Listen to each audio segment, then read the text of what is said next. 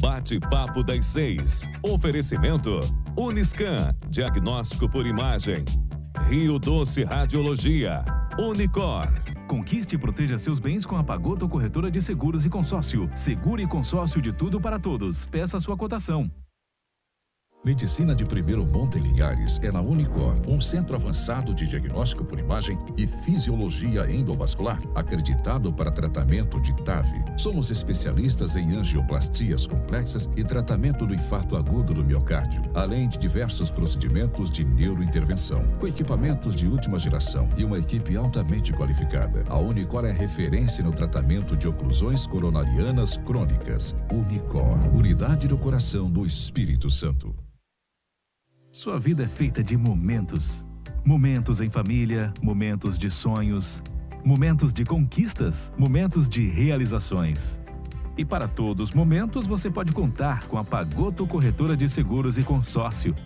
Há mais de 25 anos, parceira das melhores operadoras de seguro e consórcio do país. Pagoto Corretora de Seguros e Consórcio. Seguro e consórcio de tudo para todos. Centro Linhares. Ligue 3371-2000 e peça a sua cotação.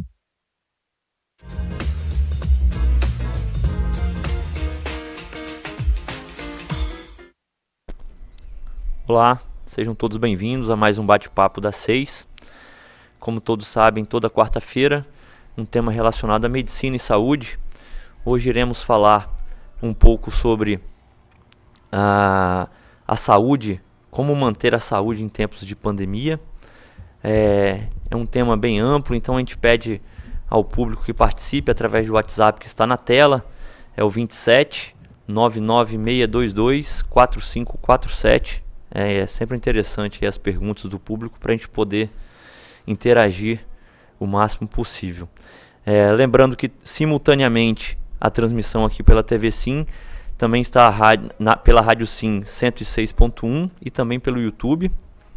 E hoje, para nos ajudar a conversar sobre esse tema, como eu disse, tão amplo, hoje é o Dia Mundial da Saúde, então é sempre bom conversar, além da medicina, está presente também um educador físico e um nutricionista aqui hoje conosco, o Eduardo Salles, que é educador físico. Seja bem-vindo, Eduardo, obrigado. E o Arthur Prata, que é nutricionista. Obrigado. Eu sempre digo aqui nos programas que a gente apresenta que praticamente todas as doenças que nós falamos aqui, nós em algum momento citamos a importância da atividade física, a importância de uma boa nutrição, de estar se alimentando corretamente. Então, hoje vai ser eu acho um programa bem interessante para a gente conversar sobre esses assuntos. E nesse período de pandemia, né, Eduardo, a gente estava conversando aqui antes, está muito difícil e a gente está sentindo das pessoas aí uma dificuldade até comum no consultório, o paciente reclamar que como que eu vou fazer atividade física. Como você tem tentado ajudar nesse aspecto? Então, a gente tem visto isso. Da mesma maneira que você tem visto no consultório, a gente tem recebido várias ligações de clientes, alunos que estão descompensando, né, em vários aspectos da sua saúde. Desde clientes que têm doenças cardiovasculares, né, ou metabólicas, tipo diabetes, ou, né, cardiovasculares, como hipertensão, ou pessoas que têm sofrido muito por estresse. E as diversas nuances do estresse, né? Então, transtorno de ansiedade, insônia, tudo isso tem se manifestado com muita frequência, muita incidência, quadros de compulsão alimentar, ganhos de peso, isso tudo que tem acontecido nesse período de pandemia. E aí, quando a gente freia um pouco um incentivo à prática do exercício físico, a gente só vê essa cascata piorando, né? Porque parece que uma coisa é linkada à outra. Quando você está treinando, se exercitando, você termina o treinamento, há uma tendência de você procurar um alimento mais leve. Você não termina de treinar e vai procurar um prato de feijoada. Você não termina de treinar e vai procurar rapidamente o álcool, Então esses refúgios, né, eles têm aparecido com muita frequência. E com isso só vai piorando a qualidade e a saúde do sujeito. Então hoje a gente tem buscado estratégias do tipo treino ao ar livre, já que tem um fechamento das academias, né, que ao meu ver é um completo absurdo, mas treine, faça exercício ao ar livre, existem aulas online, enfim, se equipe de alguma maneira, faça um investimento, quem pode, compre uma bicicleta, enfim, mantenha-se ativo para sofrer menos com o impacto de toda essa pandemia, não só na questão do Covid, né, do corona, da doença em si, mas em todos os fatores de risco que também estão relacionados a isso, né? Então a gente, por exemplo, vê que os maiores doentes ou aqueles que mais complicam são as pessoas que estão obesas, que estão acima do peso ou que têm as comorbidades que não estão sob controle. Então é mais um motivo. A gente sabe que o exercício ele tem um efeito fundamental e regulador sobre essas comorbidades. Sobre hipertensão, o doutor Tarcísio sabe disso, é fundamental no controle do paciente hipertenso, né? O efeito de hipotensão, de redução da pressão arterial, controle da pressão arterial pós-exercício é fundamental. Para o diabético, no controle glicêmico, é fundamental. Para o obeso, ou para a pessoa que está sobrepeso, virando para o obeso, ou seja, que vai acumular as comorbidades, é fundamental. E se isso não é controlado, né, em tempos de Covid, se tem Covid com todas essas comorbidades, já está mais que comprovado, o adoecimento, a probabilidade dele ser letal é muito maior. Então, assim, a gente levanta muito a bandeira mesmo do exercício físico como um dos fatores de prevenção às complicações. Os estudos estão aí, cada vez mostrando mais isso. Exato, saiu um estudo recente mostrando a redução considerável de mortalidade dos pacientes que internam por Covid. Então, dos pacientes que fazem atividade física contra os sedentários, né? O sedentário tem uma mortalidade maior em relação aos não atletas, porque quando a gente fala atleta, inibe até a pessoa de começar, porque eu não sou atleta, mas atleta que a gente fala é quem começa uma atividade física mesmo, né? Não é um atleta de alto rendimento. E aproveitando esse ponto aí, o Arthur, em relação à parte de nutrição, você tem percebido uma dificuldade na adesão dos seus pacientes a seguir os seus planos alimentares que você prescreve? Como que está sendo essa estratégia com você, né, na sua especialidade? Então, Tarcísio, desde quando começou esse segundo lockdown, as pessoas, por ficarem mais presas em casa, como o Eduardo falou, não estão mais praticando atividade física, então elas não têm mais aquele estímulo positivo a se alimentar. Elas acham, não estou praticando atividade física, acabam desanimando, às vezes por estarem dentro de casa, acabam contraindo alguma depressão, iniciando um quadro de depressão, né? Ansiedade acaba gerando uma compulsão alimentar maior, e isso dificulta também a adesão do paciente à dieta. Até por ficar mais tempo dentro de casa, tempo ocioso, às vezes não tem nada para fazer, o refúgio é pegar uma comida, para às vezes tentar se acalmar, ser algo, um momento de prazer para a pessoa. Então nesse último período, nessa última semana, nessas últimas 2 semanas, eu vejo que muitos pacientes têm relatado uma dificuldade em seguir o plano alimentar. Às vezes por beliscar mais, por sentir mais necessidade, às vezes de comer um doce, de comer alguma coisinha fora da dieta, para dar um prazer, por conta desse nervosismo. Então, hoje, a gente pode pegar aqui nesse momento de comemoração de Dia Mundial da Saúde, né? E a gente poderia aqui, eu acho que, discorrer um pouco sobre cada fator de risco que nós temos, que esse Dia Mundial da Saúde, para os que não sabem, começou a ser comemorado pela OMS a partir da década de 50, né? No início da década de 50, percebendo que prevenção é muito mais barato e efetivo do que tratamento. Obviamente que a gente não vai deixar de tratar ninguém, né? Mas prevenir é muito mais barato e muito mais efetivo do que tratar um paciente. Então, pensando nisso, a Organização Mundial de Saúde tenta, ao longo de décadas, aí, tentar conscientizar, e a gente já vê a gente viu nas últimas décadas uma mudança significativa nesse cenário.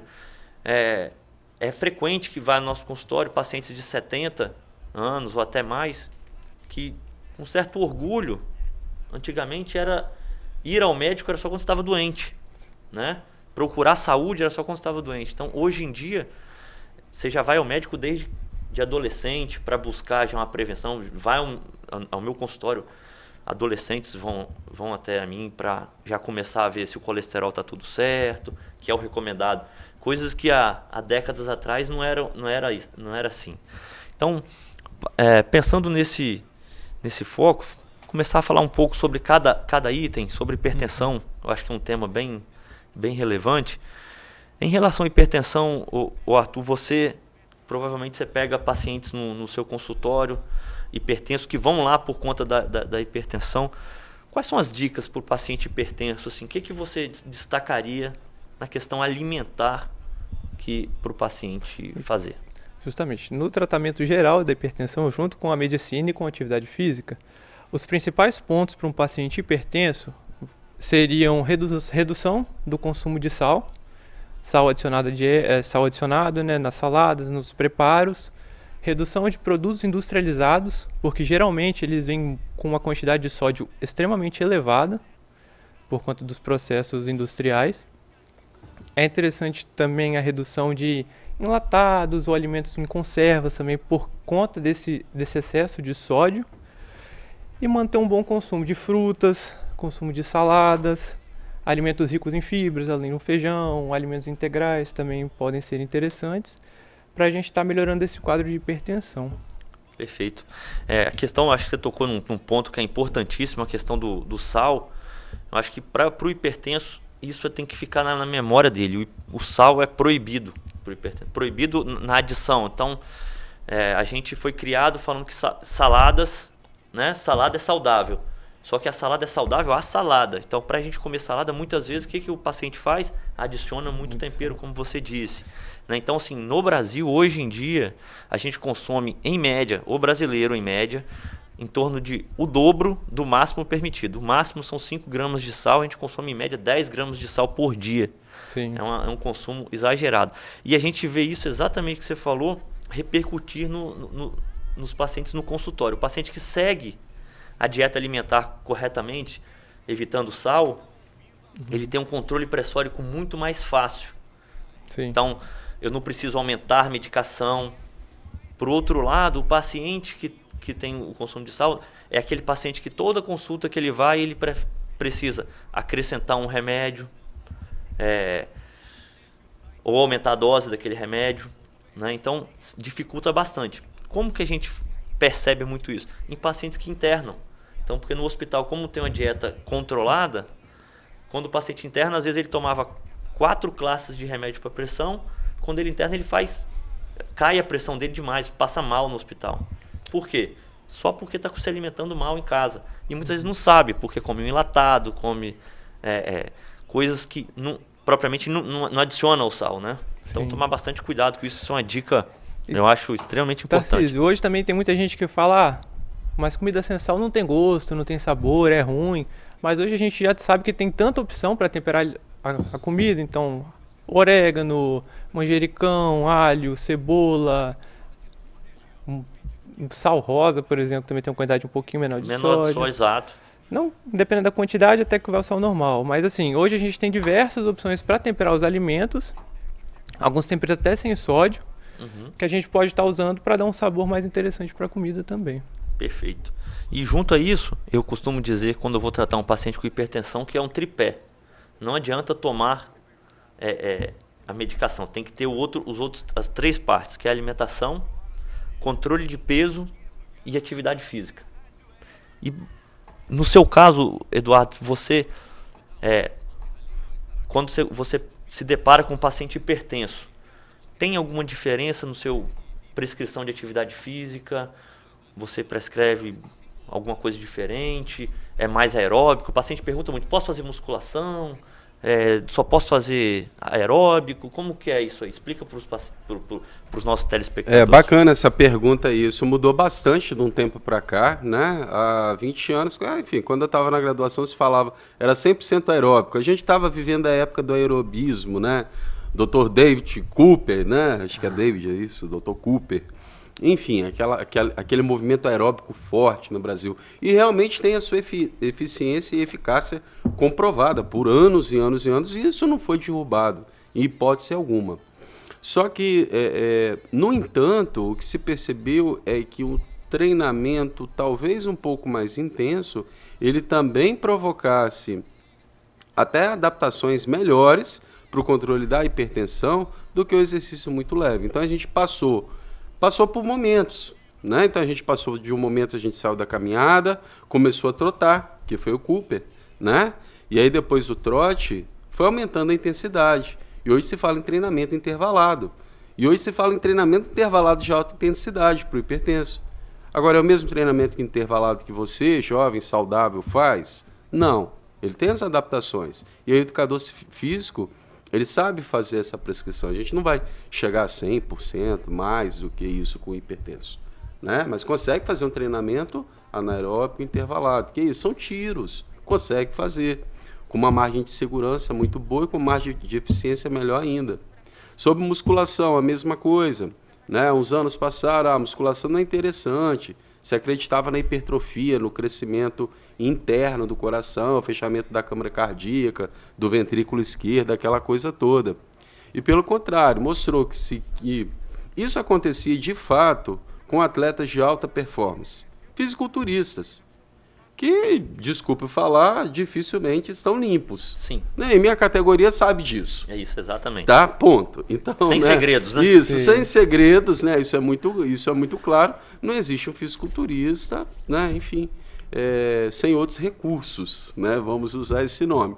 E aí, por si só, isso provoca adaptações no coração que fica difícil mensurar. É o treinamento ou não é o treinamento? Verificar essas alterações com ratos, né, que são as primeiras pesquisas, é diferente. Colocar um bichinho na água com peso e tentar afundar na água vai promover adaptações diferentes. Mas, enfim, com o tempo foi evoluindo, né, as pesquisas e mostrando, foi verificando que na musculação, a musculação também provocava o controle da hipertensão. Ainda é base o treinamento aeróbico, né? Ele tem um efeito mais rápido sobre o sistema cardiovascular, ele tem um efeito mais rápido de provocar o equilíbrio disso. Então, quando você me pergunta, por exemplo, é diferente de um treinamento de uma pessoa para outra? O que difere é isso, esse momento da prescrição. Por exemplo, um cliente que chega e de repente o objetivo dele é hipertrofia muscular, ganho muscular, né? E ele vai para a série de aquecimento, da série de aquecimento ele vai direto para a musculação, certo? O cliente hipertenso já muda um pouco essa conduta. Ele vai para a sua série de preparação, vai para a sua série de aquecimento, preferencialmente iniciar com treinamento aeróbico, provocando a vasodilatação periférica, enfim, o aporte sanguíneo central, e aí depois ele cai para o treinamento resistido. Então, ou seja, tem uma conduta diferenciada para esse paciente hipertenso que aumenta a sua margem de segurança durante o exercício e também a margem de eficiência. Então, quando você coloca os dois treinamentos, isso a gente também já tem estudo, então quando ele faz aeróbico e faz musculação, mesmo que seja em menores tempos, né, ele fica 1 hora, geralmente, se dedicando ao exercício. Se ele fica ali 50% do tempo em cada uma das modalidades, isso é potencializado, isso é pronunciado. Então, a gente também tem na musculação uma atividade que é um excelente também recurso para o controle da pressão arterial.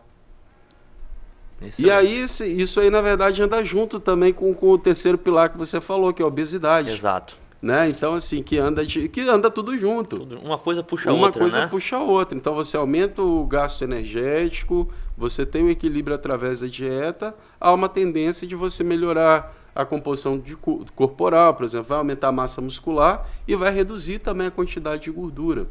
Agora, tudo isso depende também da dieta, porque você pode treinar e comer exageradamente. Exato. Né? E aí também não foi o que eu falei, é uma mesa que fica em pé de 4 pés, em cima de 4 pés, né? Que é um tratamento medicamentoso, um controle para pressão arterial, medicamentoso, controle de peso, atividade física e alimentação. Quando você tira um desses, se você não faz muito bem, você não toma o remédio corretamente, se você não se alimenta corretamente, um desses, a mesa ainda pode se equilibrar sobre 3, mas tirou 2, dificilmente ela se equilibra, entendeu? Então, e essas 3 coisas que vocês acabaram de falar, esses 3 itens, eles vêm muito linkados, né?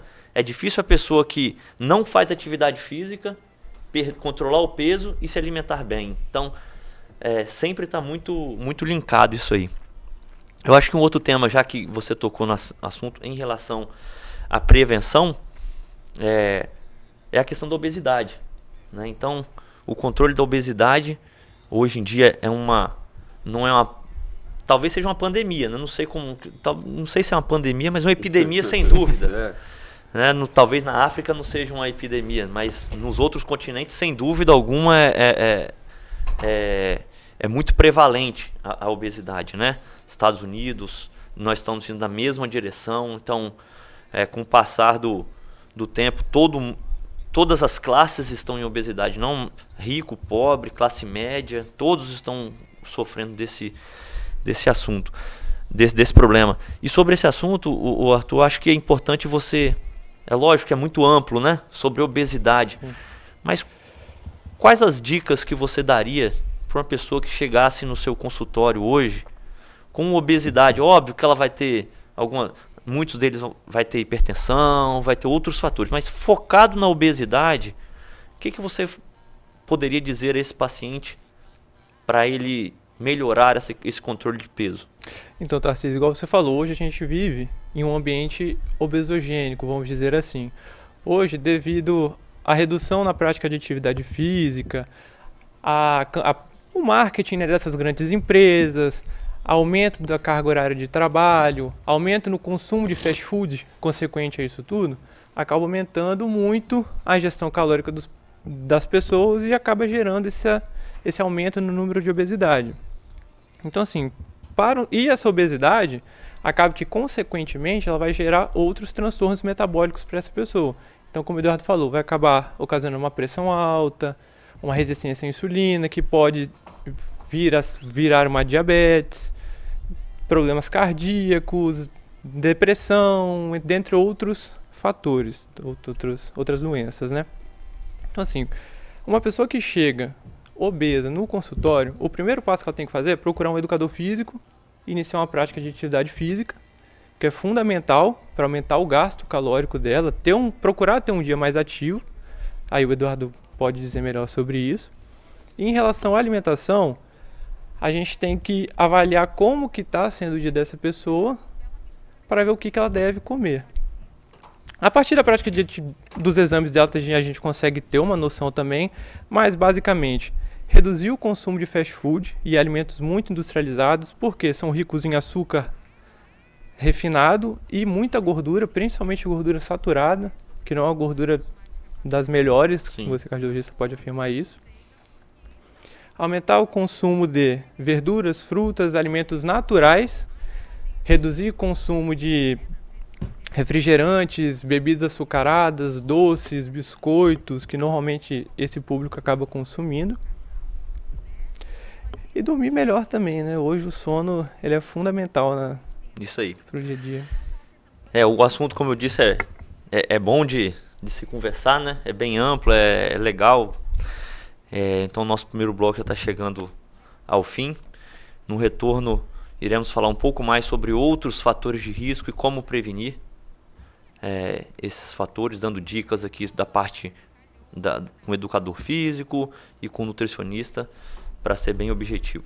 Até o próximo bloco.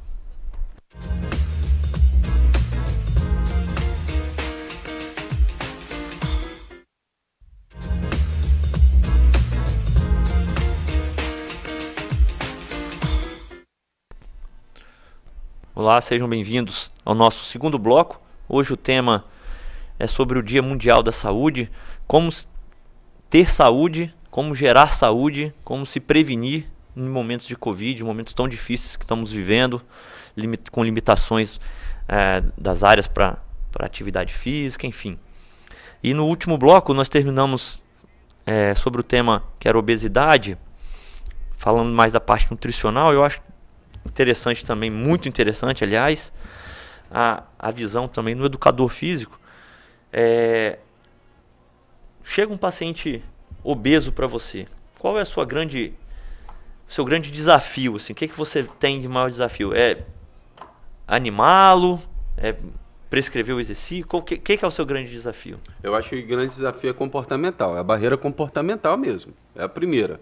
Né? Prescrever o exercício, a gente, né, tem aparato aí para isso. Mas é conseguir perceber naquele comportamento também qual é a atividade, qual é o exercício que é mais apropriado para ele. Isso é interessante, porque leva em consideração também o que o sujeito gosta de fazer. Né? Várias pessoas chegam para a gente e falam: cara, mas eu não gosto de exercício aeróbico, eu não gosto de ficar na esteira, na bike, eu não gosto de, enfim, ginástica.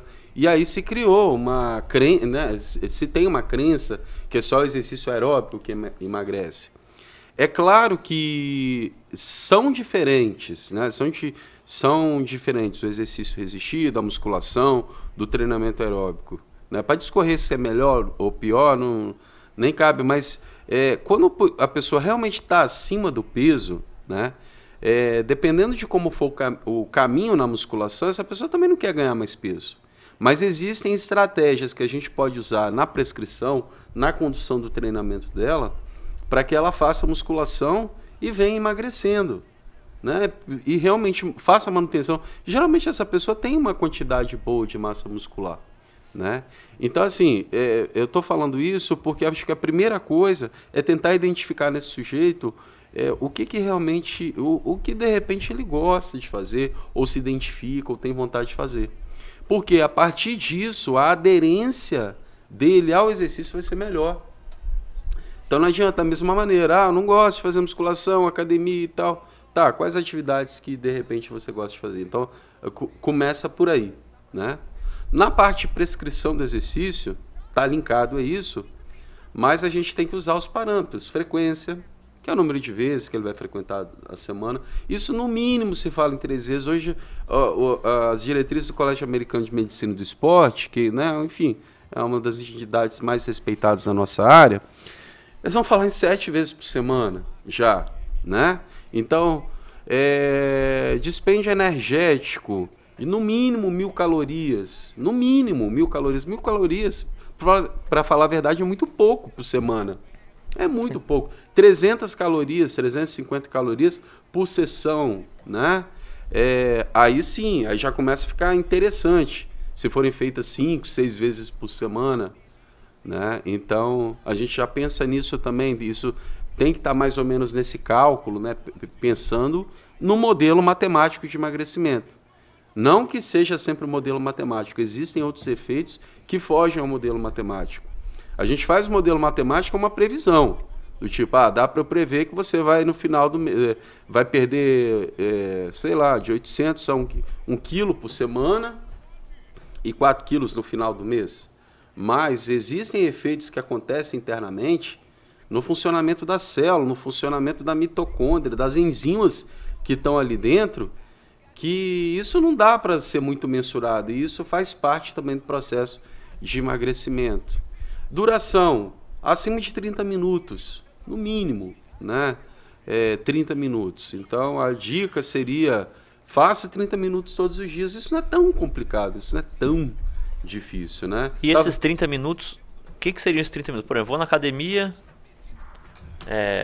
corro 5, descanso 10, isso não é 30 minutos, né? Não, então cabe na duração. Isso. A duração tem que ser calculada, é o tempo de exercício. Certo. Então, perfeito. Se você faz, sei lá, você faz 5 minutos e para 5, você no mínimo tem que fazer 30. E não é bem assim que funciona. Sim. Também. O ideal seria continuamente. Né? E o outro aspecto, a intensidade, que era o que a gente estava falando, né? Existe uma valorização no momento dos recursos de tecnologia, né? Todo mundo tem um Garmin, um Polar, um cardiofrequencímetro, um não sei o que. Alguns têm, outras pessoas não têm.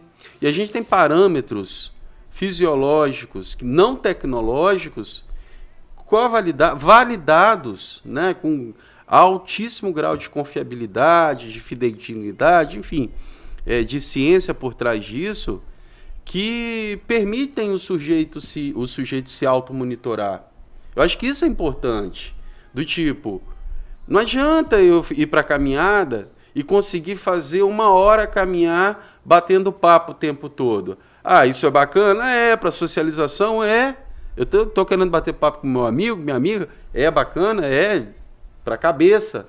Agora, pensando em exercício, no efeito do exercício, tem que dar umas esticadas, tem que dar uma corridinha, tem que dar uma acelerada. Então, um dos primeiros parâmetros é de ventilação.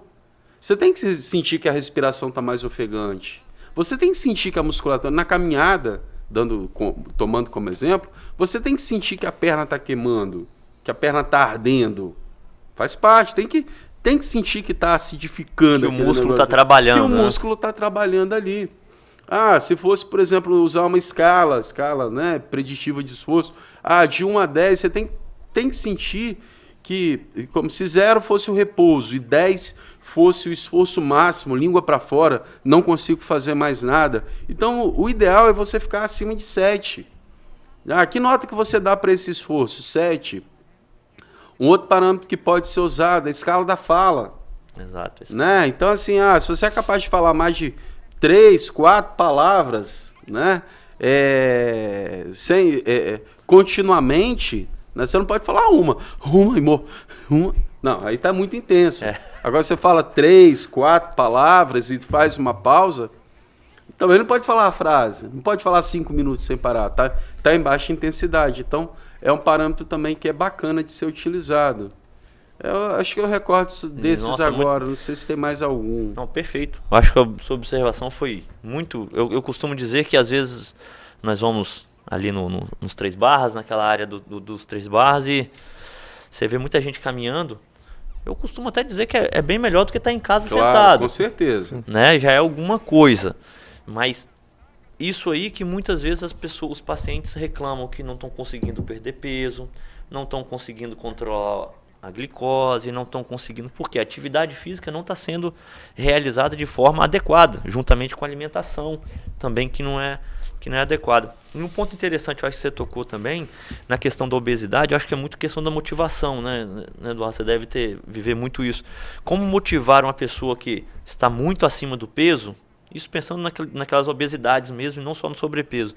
Como motivar essa pessoa a perder peso, a fazer atividade física para ter saúde? Porque ele faz às vezes uma semana e não tem resultado. Como que você poderia dizer ao telespectador que seria esperado uma perda de peso assim, razoável, seguindo as suas orientações, as atividades físicas, fazendo corretamente, seguindo a alimentação? Seria perder meio quilo? Você consegue ponderar isso? Sim, a gente tem... Para não desanimar Não, então, a gente tem estudos falando sobre motivação e comportamento do obeso, o planejamento, estratégias e metas, né?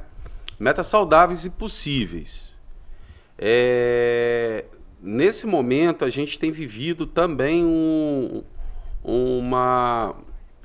exagero, né, de informações e métodos de emagrecimento, né, de perca 10 quilos em um mês, perca 20 quilos em 12 semanas, uma coisa exagerada. Porque, por exemplo, o Colégio Americano ele também traz para a gente que a meta seria mais ou menos 5% do peso corporal mês. Então, você pegar um sujeito de 100 quilos, 5 quilos. Você pegar um sujeito com 80 quilos, uma mulher com 80 quilos, dependendo do tamanho da mulher, a mulher é obesa, né? Então, dá o quê? São 4 quilos. Então, isso é uma meta, né? Então, se espera. Então, e em cima disso, você tem tetos máximos. Isso tem estudo mostrando que passar disso talvez não seja interessante, porque depois pode haver um reganho, trabalhar mais ou menos com isso. E o mínimo, que aí seria mais ou menos em torno de 500 gramas por semana, Porque isso também, existem variáveis como a idade, né? Sexo e idade são duas variáveis extremamente importantes nesse cálculo. Então, uma mulher, por exemplo, mais velha, uma mulher... Não vou falar a idade, senão a mulherada vai me matar, né? Essa então, coisa não é muito bom, não vamos falar em idade. Mas uma mulher já menopausada, posso usar esse termo? Então, uma mulher já na menopausa, ela não vai perder 1 quilo, 1,5 kg, 2 por semana. Perde na primeira semana, né? Que não vem só a custas de gordura. Arthur sabe disso, né? Que é a água que vai no início. Mas a gente planeja assim. Na verdade, o aspecto comportamental está muito ligado a resultados palpáveis. Então, quando você coloca lá, olha só, vamos traçar um planejamento, vamos colocar como uma meta. Quer dizer, ele quer 2, 3, falar. A gente sabe que a primeira semana vai um pouquinho mais rápido, mas depois, a meta é de meio quilo a 1 quilo. Beleza, comemore, vibre. Ok, se pesou, você está acima do peso, balança sim. Tem que se pesar sim. Existe uma coisa na nossa área, na educação física, mudança na composição corporal, que é ganhar massa muscular e perder gordura. Isso é para a pessoa que realmente precisa disso. De novo, a maior parte das pessoas que são obesas, quando a gente faz avaliação física, seja por antropometria, dobra cutânea, bioimpedância, esses sujeitos eles mostram massa muscular acima do que a média. Então, eu preciso ficar trabalhando tanto com massa muscular? Não. Mantém aquilo ali e faz declinar a gordura. E aí realmente o peso vai baixar. E quando o peso baixa, relato deles, e até a gente mesmo, é a hora que a gente se sente motivado a continuar. Agora, desde que seja uma meta alcançável. Então, acho que a dica é essa. No planejamento de metas, vamos pensar no máximo 5% do peso corporal mês, no máximo não, mas 1 quilo por semana, no mínimo meio quilo por semana. Isso é um emagrecimento saudável. Excelente. Isso. Excelente. É isso. Eu acho que tem que ter esse controle mesmo, porque quando você põe metas, você sabe onde você vai chegar. Não adianta pensar, eu sempre falo aos pacientes resumidamente, que não adianta pensar que você tem que perder 20 quilos. Você tem que perder o primeiro quilo primeiro, né?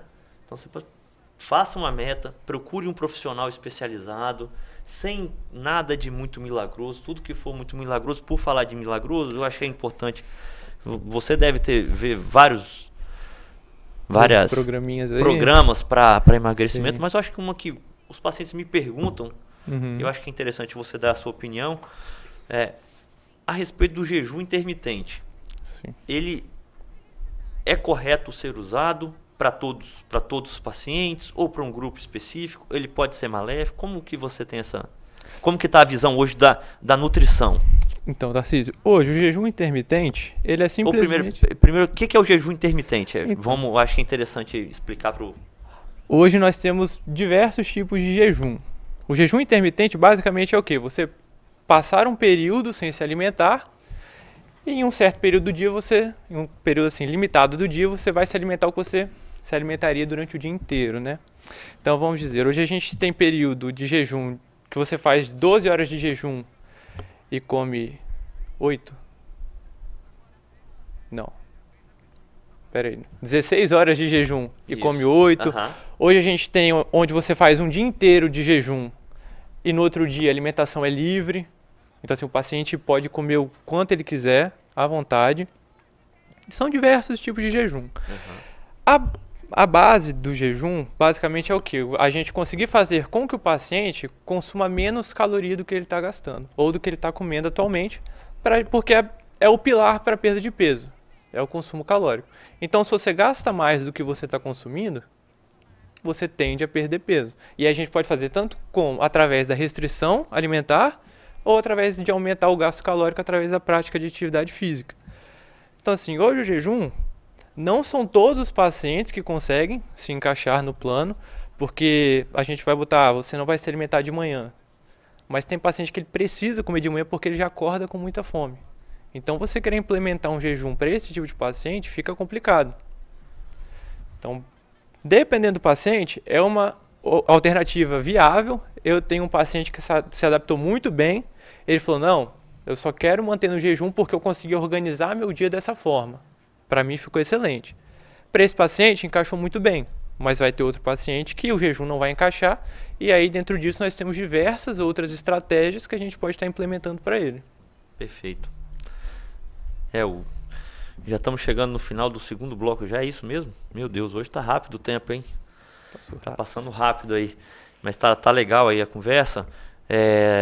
Vamos pro intervalo e no retorno vamos falar um pouquinho mais sobre essa prevenção, sobre o Dia Mundial da Saúde, para a gente sair daqui pelo menos motivados a fazer uma atividade física, a se alimentar melhor e prevenir todas essas doenças aí. Até o próximo bloco.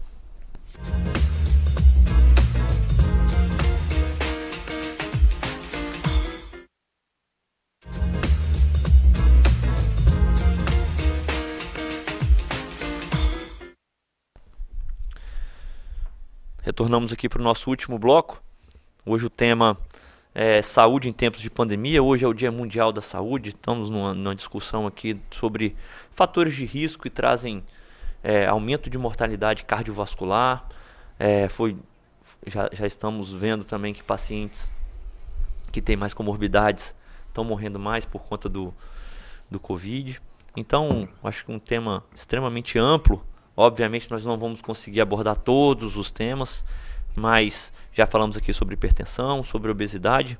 Vamos falar sobre outro fator de risco que eu acho extremamente importante, prevalente no nosso meio, que é o diabetes. Perguntar primeiro para o Arthur. Isso eu acho que é um paciente que chega bem frequente, é bem frequente para vocês, para o pessoal da nutrição. E como vocês abordam inicialmente sobre um plano alimentar, que o diabético, às vezes eles acham que tem que comer menos, menor período, e muitas vezes tem que comer. Como que você aborda esse tema para o diabético em geral? Então, Tarcísio, primeiro a gente tem que avaliar a alimentação do paciente, né? Geralmente esse tipo de paciente tem uma alimentação rica em gordura saturada, que aí pode gerar uma resistência à insulina por conta do excesso de gordura. Geralmente eles consomem muitas bebidas açucaradas, então normalmente tem um consumo frequente de refrigerante, de um suco ou de caixinha, ou então adoçam muito suco, café com açúcar, costumam adicionar açúcar, né, nos preparos em geral. Tem o costume de comer chocolates, doces, biscoitos recheados, que também são ricos em açúcares refinados e gorduras. Então tudo isso é um prejuízo para o paciente. Tem alguns também que acabam exagerando muito na alimentação, comem muito carboidrato de forma excessiva. Então vai muito arroz também, mandioca em excesso, às vezes acha que tapioca é mais saudável, mas aí come muita. Porque se é saudável pode comer muito, mas Perfeito, não é bem assim que funciona. Então a gente tem que avaliar esses pontos do paciente e trabalhar com ele, alterando alguns alimentos. Então, em vez de um pão francês, para esse paciente seria às vezes mais interessante um pão integral. Ter alimentos ricos em fibra. Então a mandioca, batata doce, um inhame.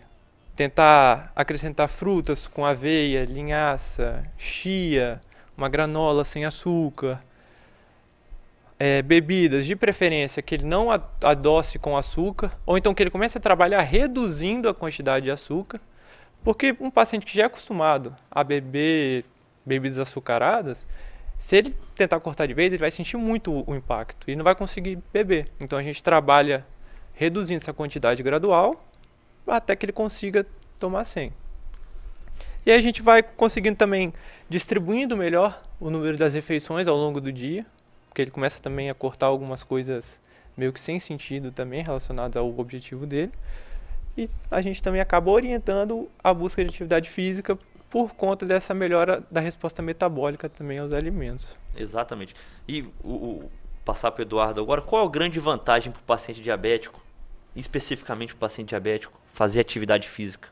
De imediato você percebe uma redução logo na glicose mesmo, né? A glicose basal, a glicose já cai rapidamente com o início da atividade, do exercício físico, né? Seja ele qual for, né? Academia, musculação, caminhada, desde que esteja na intensidade correta. Mas o interessante, né, falando assim, internamente, é que você é como se você abrisse portas no músculo para que ele absorva mais glicose. Esse é o grande efeito do exercício físico, né? A gente sabe que o diabético, né, do tipo 2, ele tem uma resistência à insulina, ou seja, o corpo dele produz muita insulina, mas às vezes, mesmo produzindo, também tem que usar insulina. Exato. E ele toma medicamentos justamente para que os tecidos usem essa glicose, né? Enfim, consigam interpretar essa insulina ali. Então, o grande barato e o grande efeito do exercício físico é justamente fazer com que, principalmente, o músculo ele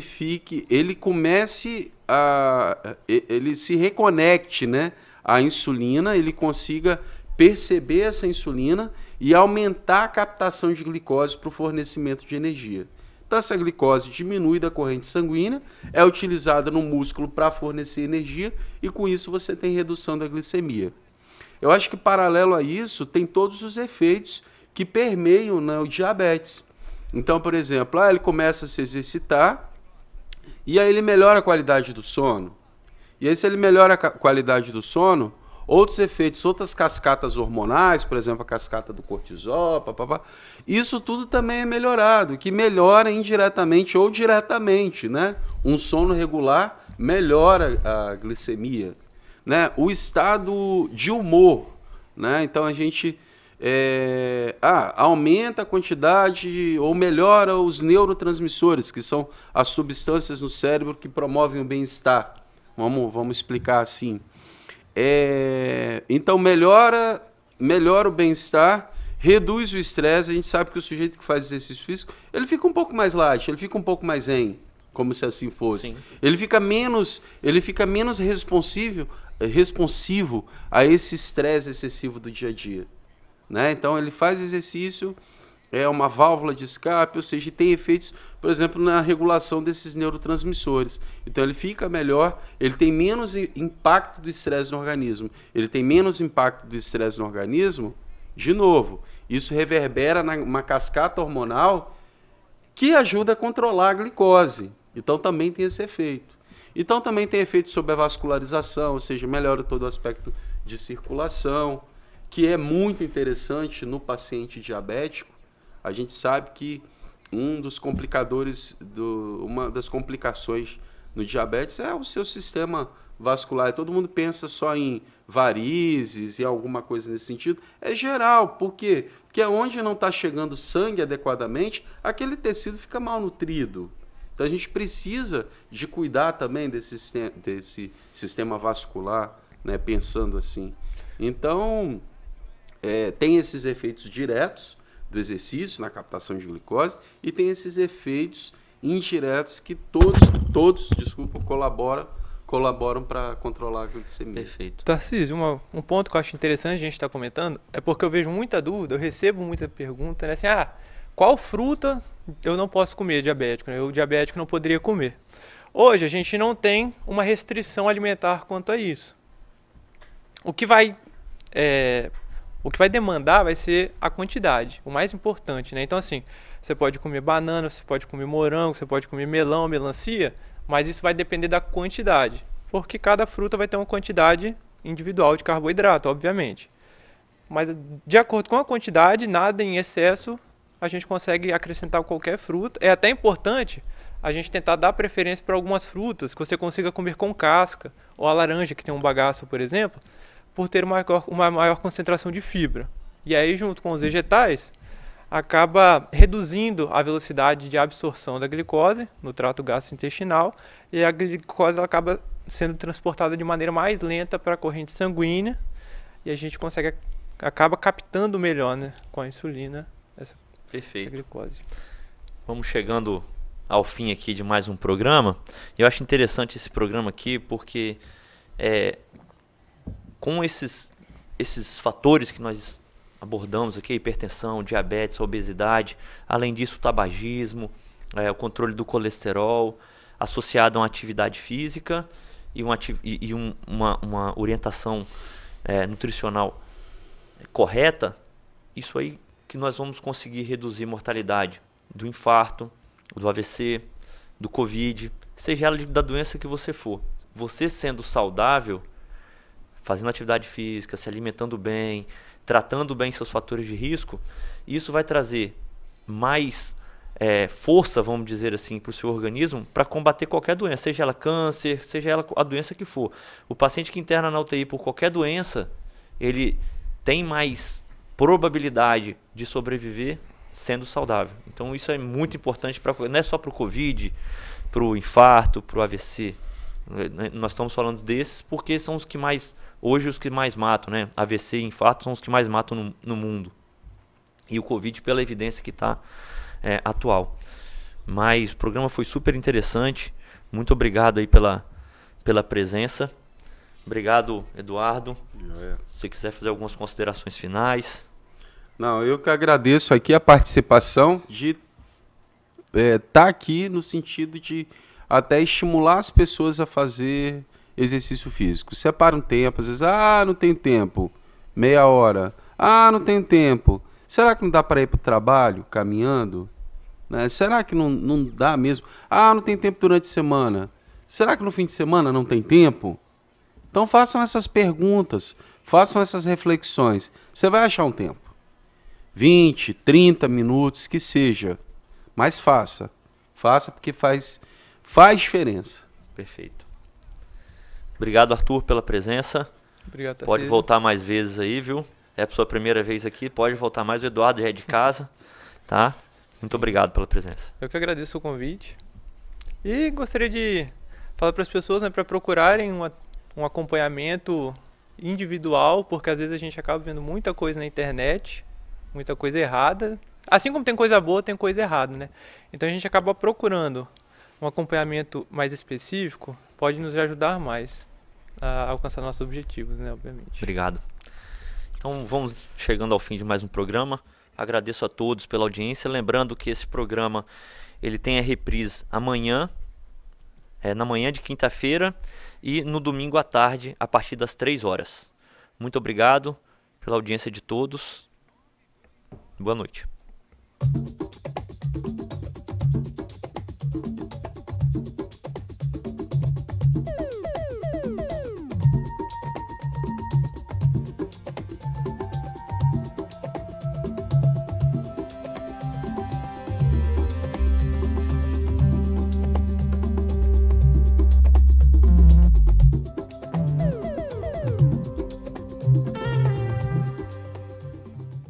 Bate-papo das 6. Oferecimento Uniscan, diagnóstico por imagem.